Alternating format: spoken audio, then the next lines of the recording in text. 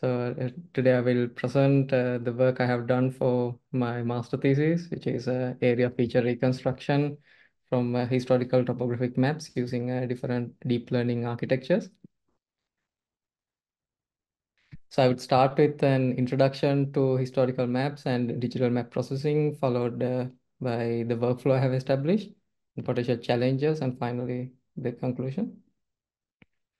So the historical maps are an irreplaceable primary source of geographical and political information in the past. So they are like time capsules, providing insights into historical geography, topographic changes, settlements, and also the evolution of cartographic techniques as well. As cartographers, we can always admire the art, technology, and historical value of these maps. But it's safe to say that from all the maps made in the past, very few have survived to the present day. So it is important to preserve these documents for future. For this reason, there are many digital map archives available today. So a few examples are USGS, Historical Topographic Map Archive, and Map Forum of the Saxonian State Library. But going beyond the historical value of these maps, they hold a good amount of data which can be used to analyze the past. But the problem is, in many digital map archives, they hold their maps as scanned images. So it's not possible to do analysis with these scanned images unless they are converted into a structured format. So this is where the digital map processing comes in. It's an interdisciplinary field involving cartography, computer vision, and image processing to solve the above mentioned problem with the digital map archives.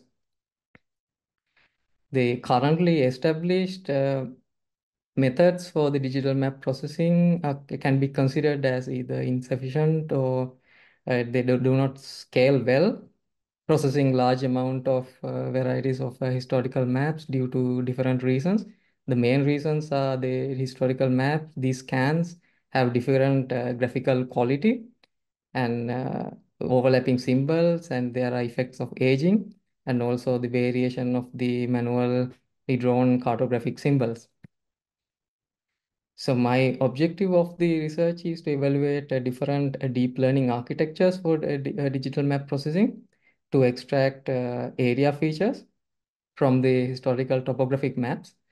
So for this work, I have used the historical topographic maps from the Saxonian Topographic Survey.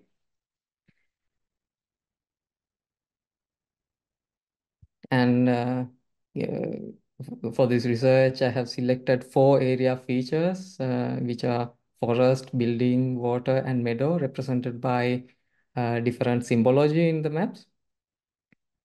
And considering the symbology, I have selected 2 deep learning strategies. One is object detection, which is used for the forest and meadow, where each individual symbols, size, and shape does not have a meaning, but the meaning comes from the cluster of these symbols. On the other hand, for the buildings and waters, the each individual symbol, size, and shape matters. So for that, the semantic segmentation approach is used. In the object detection workflow, first each symbol is detected and localized and then clustered into a vectorized area. But in the semantic segmentation, the output is a mask of the features, which containing the area and shape information. And I have compared several deep learning architectures for the map processing. So UNet, ResNet, and Inception ResNet was chosen based on literature review to compare for the semantic segmentation task. And the YOLO V5 architecture was chosen for the object detection workflow. And when it comes to data pre-processing, so first task is was to homogenize the color, because the color varies from the different map scans due to aging. So first the color was homogenized, and originally the maps were geocoded, but they were in a geographic coordinate system, which deforms the the intended shape of the symbols, as you can see in the above figure. So they were reprojected into a conformal coordinate system, the UTM coordinate system, so that the intended shape is preserved in the map scan. Then, in order to train deep learning model, we need a high amount of data. But unfortunately, in uh, today we don't have training data for historical maps, and we need to prepare those data by ourselves from the ground. So in order to do it efficiently, we have created a small simple tool in Python to extract the training data. And data augmentation is used to build good number of training data from limited number of images using methods like cropping, rotation, translation, color shifting. And before the training of these models, you split the training data into three sets: training, development, and test sets. And the deep learning pipeline is established using Google Colab, and also to compare these selected different deep learning architectures. So here is an example of the training for to extract building footprints. So for we can see in the each epoch the extraction output of the buildings here. So there are different matrices I have used to evaluate the results. So the most important evaluation matrices would be F1 score and the mean average precision.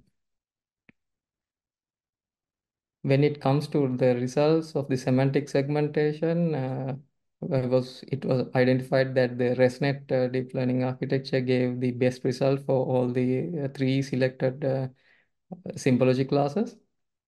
So this is the output for extracting buildings. Of course, with some misclassification because of the symbols, these rock symbols, so they have the same color. So it has few misclassifications as well, but apart from that, it was able to reach an acceptable high accuracy, uh, uh, around zero point 0.8 F1 score and zero point 0.8 intersection of union as well. This is the results of extracting lakes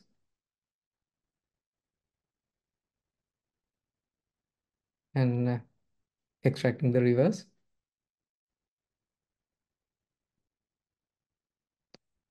So this is the result of extracting the symbols. So this is the object detection workflow.